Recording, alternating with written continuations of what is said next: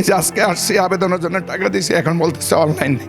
তো আমরা তো পরে চাকরি করি। ফিঙ্গারের জন্য আমি মিরপুর 12 নম্বরে 4 বার গেছি।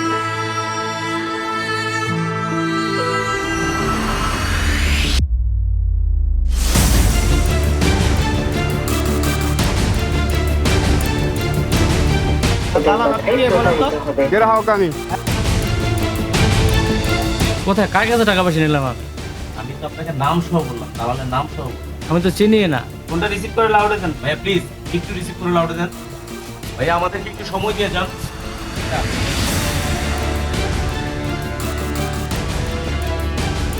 পুরা 4-5 বছর হয়ে গেছে এটা লাইসেন্সের ব্যাপারে আসতেছি এবং চাকরি বাকরি তো করা লাগে।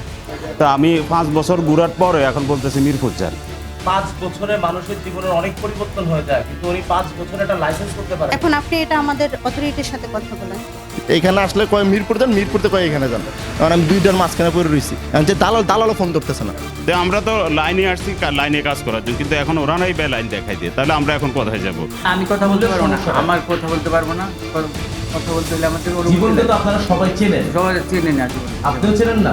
না ভাই, আমি ক্যামেরার সামনে কিছু বলতে কেন আপনি বলতে পারবেন? আপনি কে ভাই? কে আপনি কে?